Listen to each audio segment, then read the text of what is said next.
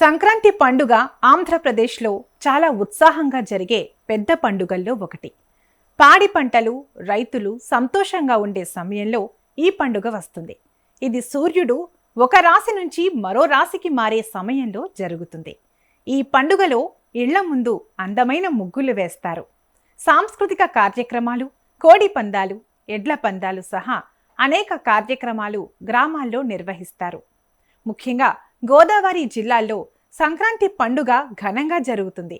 అక్కడ కోడి పందాలు, ముగ్గుల పోటీలు, గ్రామస్తుల ఆతిథ్యం చాలా ప్రసిద్ధి చెందాయి. గ్రామీణ వాతావరణంలో ఉండే ఆతిథ్య పద్ధతులు, హరిదాసుల ప్రదర్శనలు పండుగకు ప్రత్యేక ఆకర్షణను తీసుకొచ్చాయి.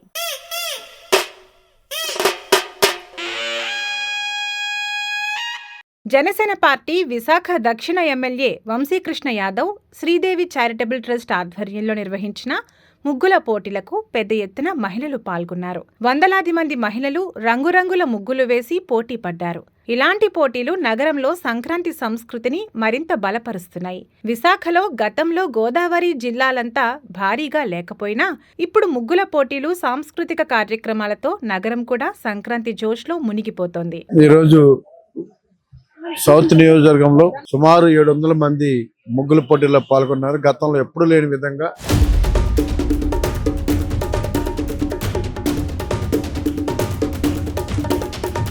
ఇదే సమయంలో విశాఖపట్నం నగరంలో కూడా సంక్రాంతి సంబరాలు భారీగా జరుగుతున్నాయి. కాస్మోపాలిటన్ నగరమైన విశాఖలో ముగ్గుల సంస్కృతి బాగా విస్తరిస్తోంది. పండుగ ముందస్తుగానే హడావిడి మొదలైంది. ముగ్గుల పోటీలు, సాంస్కృతిక కార్యక్రమాలతో నగరం రంగులు తెచ్చుకుంది. ముఖ్యంగా బీజేపీ మాజీ రాజ్యసభ సభ్యులు జీవీఎల్ నరసింహారావు ఆధ్వర్యంలో ఏయూ ఇంజనీరింగ్ కాలేజ్ గ్రౌండ్స్ లో 3 రోజుల పాటు జనవరి 13 నుంచి 15 వరకు మహాసంక్రాంతి సంబరాలు నిర్వహిస్తున్నారు. ఇది వరుసగా 3వ ఏడాది జరుగుతోంది. ఈ కార్యక్రమంలో ముగ్గులు, సాంస్కృతిక ప్రదర్శనలు, ఇతర వినోద కార్యక్రమాలు ఉంటాయి. పూర్ణ మార్కెట్ దగ్గర నుంచి 1 టౌన్ పోలీస్ స్టేషన్ వరకు ఒక పండుగ వాతావరణం, ఒక 3 రోజుల ముందే పండుగ వాతావరణం వచ్చింది. అద్భుతంగా మా మహిళా సోదరులందరూ కూడా ఈ కార్యక్రమంలో పాల్గొని విజయవంతం చేసినందుకు వాళ్ళందరూ కూడా పేరు పేరున ధన్యవాదాలు. సంక్రాంతి స్టార్ట్ అయ్యేదే మన ముగ్గులతోని. అది చాలా ట్రెడిషనల్ నుంచి, చాలా ఏషియన్ నుంచి వస్తుంది. అది బియ్యం పిండితో ముగ్గులు వేస్తారంటే ఉన్న జీవరాశులన్నీ కూడా మనతో పాటు, మన జీవరాశులన్నీ కూడా మనతో మనుగడ అవ్వాలి అన్న సంస్కృతి మంది.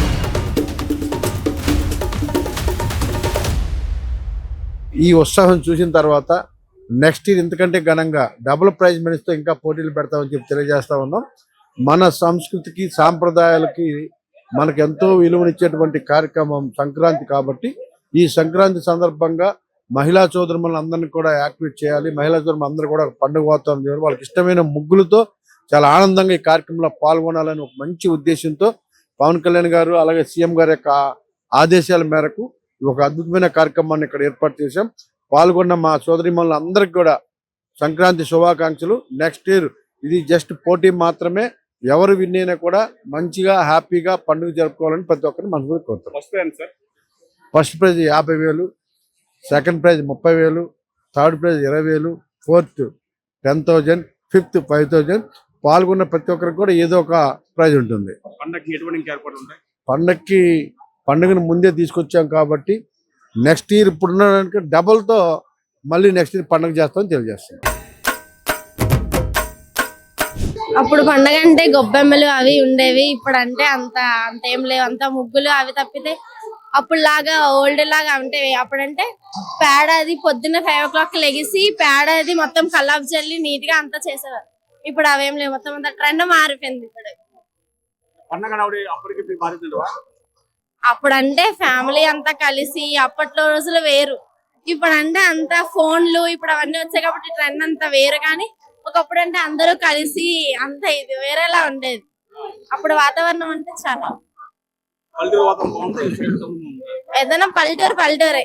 యాక్చువల్లీ ఇది పండక్కి ముగ్గులు వేయడం అన్నది పూర్వం నుంచి కూడా ఈ సీజన్ లో కొంచెం చలికాలంలో దోమలు చాలా ఎక్కువగా వస్తాయి. అదే కాకుండా ఈ సీజన్ కి రైతుల నుంచి పంట చేతికి వస్తుంది. పంటకు వచ్చినప్పుడు మన ఆంధ్ర సంస్కృతి ఏంటంటే మనతో పాటు మన చుట్టుపక్కల ఉన్న జీవరాశులన్నీ కూడా పక్షులు కానీ ఈవెన్ చీమలతో సహా, అంటే ఇప్పుడంటే రకరకాల కెమికల్స్ వచ్చేసాయి కానీ అప్పుడు బియ్యం పిండితో ముగ్గులు వేసేవారు. చక్కగా ఆవు పేడతో అల్లికి ఆవు పేడతో కల్లాపు జల్లి చక్కగా బియ్యం పిండితో ముగ్గులు వేసేవారు. అంటే ఉన్న జీవరాశులన్నీ కూడా మనతో పాటు మన జీవరాశులన్నీ కూడా మనతో మనుగడ అవ్వాలి అన్న సంస్కృతి మనది ఆంధ్ర సంస్కృతి.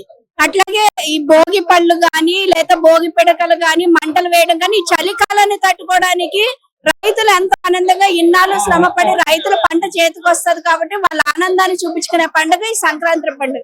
దానికోసం అని చెప్పి మన సంస్కృతిని ప్రతిబింబించడము. ఇంకా రంగా చెప్పాలంటే లేడీస్ కి ఎక్సర్సైజ్, అట్లా వంగి ముగ్గులు వేయడం ఇవన్నీ కూడా పూర్వం మనకి ఏ ఎక్సర్సైజ్ అవన్నీ లేవు కానీ ఇంటి పనుల్లోనే లేడీస్ కి ఎక్సర్సైజ్ కూడా ఉండేవి. అన్ని మన సంస్కృతిని ప్రతిబింబించడంలో ఈ ముగ్గుల్లో కనిపిస్తూ ఉంటది. ఉన్నాయి కాబట్టి ప్రతి ఇంటి దగ్గర కూడా ఖచ్చితంగా పండుగ వచ్చిందంటే నెలగంట పడతారంటే డిసెంబర్ 13, 14 తారీఖులో నెలగంట పడతారు.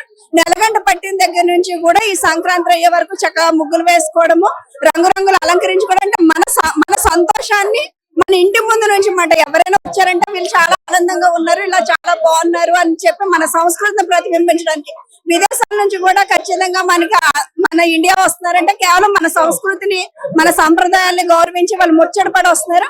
ఖచ్చితంగా ఎంత పాశ్చాత్య సంస్కృతి మనం ఇంపాక్ట్ చేసుకున్నా కూడా మన సంస్కృతి అన్నది ఖచ్చితంగా ఉంటది కాబట్టి ఇప్పటికీ ముగ్గులు వేసుకునే సంస్కృతి అయితే ఉన్నది. మరోవైపు గోదావరి జిల్లాల్లో సంప్రదాయం ప్రకారం కోడి పందాలు జోరుగా సాగుతున్నాయి. పశ్చిమ గోదావరి జిల్లాలో భీమవరం, వీరవాసరం వంటి ప్రాంతాల్లో పందెం బరులు భారీగా సిద్ధమవుతున్నాయి. సంక్రాంతికి 15 రోజుల ముందు నుంచే బరుల నిర్మాణం, గ్యాలరీలు, స్టేజీలు ఏర్పాటు చేస్తున్నారు. భీమవరం ప్రాంతంలో పాలకొల్లు, భీమవరం రహదారి పక్కన స్టేడియం లాంటి ఏర్పాట్లు చేస్తున్నారు. వీరవాసరంలో మండల మెజిస్ట్రేట్ కార్యాలయం ఎదుటే భారీ బరి సిద్ధమవుతోంది. ఇక్కడ జనసేన ప్రాతినిధ్యం ఉన్న ప్రాంతాల్లోనూ ఇలాంటి బరులు ఏర్పాటు కావడం విమర్శలకు దారితీస్తోంది. ఈ నేపథ్యంలో డిప్యూటీ సీఎం పవన్ కళ్యాణ్ భీమవరంలో పేకాట, గ్యాంబ్లింగ్ వంటివి పెరిగిపోతున్నాయని సహించనని మాట్లాడారు. సంక్రాంతి అంటే కోడి పందాలు, జూదం మాత్రమే కాదని సంస్కృతి, సాంప్రదాయాలు, కుటుంబ సమావేశాలు ముఖ్యమని ఆయన గుర్తు చేశారు. అయినప్పటికీ నిర్వాహకులు బరులు సిద్ధం చేస్తున్నారు. భీమవరంలో హోటల్ గదుల అద్దెలు కూడా లక్షల రూపాయలకు చేరాయి.